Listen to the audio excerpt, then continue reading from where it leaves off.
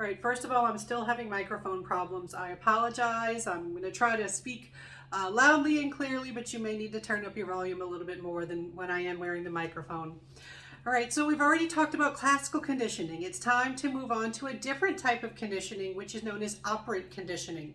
Now, one thing you may not have noticed about classical conditioning is that classical conditioning involves the antecedents of a behavior.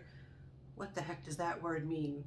That means things that come before the behavior. So like when you're conditioning with Pavlov's dogs, the bell came before the food, possibly right at the same time, but it didn't come after.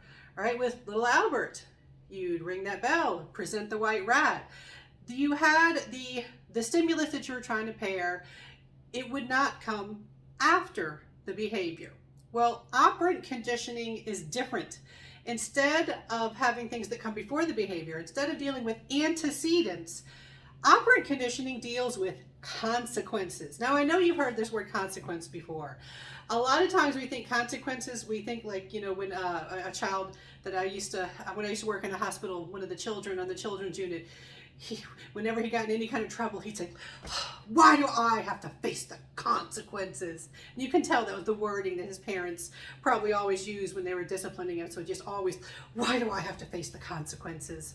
So a lot of times people associate consequences, the consequences of your actions, with kind of like the bad stuff that can come about from your actions. But consequences just means anything that happens after your behavior, after the action, after the behavior.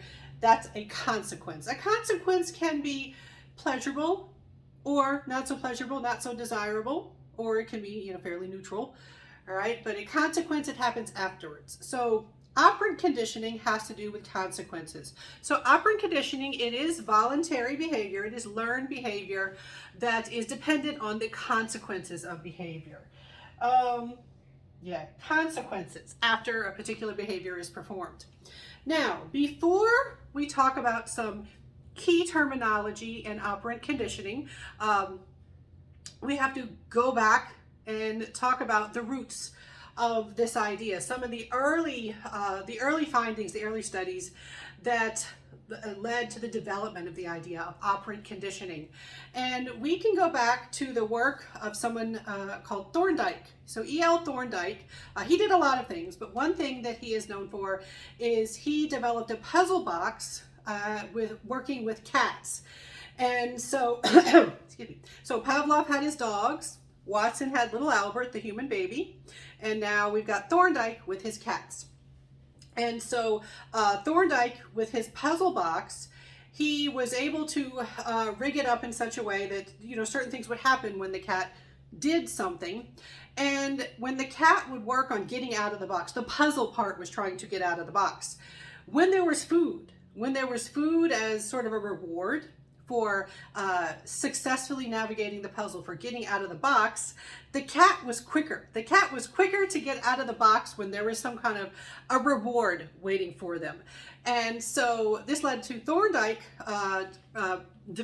proposing something we call the law of effect. And the law of effect is that if a response produces a satisfying, a desirable effect or consequence, the response is likely to occur again. I know this seems so basic. It's like, well, yeah, something good comes out of something, you're going to do it again. Yeah, that's pretty basic. Well, somebody had to say it first. We had to start somewhere, and Thorndike was the one that wrote that down, that officially proposed this law of effect from his work with cats with the puzzle box. Now, other people have expanded upon this. One big name in the area of operant conditioning is B.F. Skinner. He worked with a variety of animals.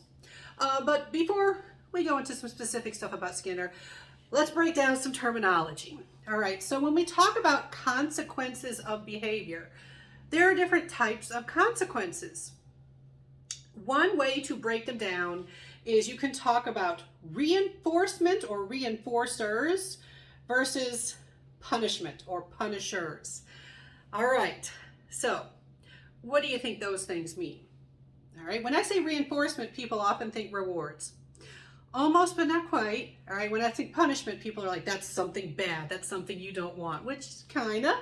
All right, so what is reinforcement? Technically, reinforcement is anything that strengthens a behavior.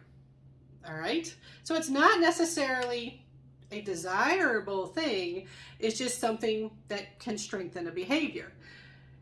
There, and I'll give specific examples if you're struggling to figure out, how those things would be different. Now, punishment is just technically anything that weakens a behavior. All right, it doesn't have to be like unpleasant or harsh. It just has to weaken a behavior. A punishment can be kind of a non-threatening. A lot of times people think punishment, they think of like threatening, harsh behaviors, and that's not required for something to be punishment. All right, so with reinforcement and punishment, we have some specific types of reinforcers and punishers. All right, and I'm going to talk about those in the next video.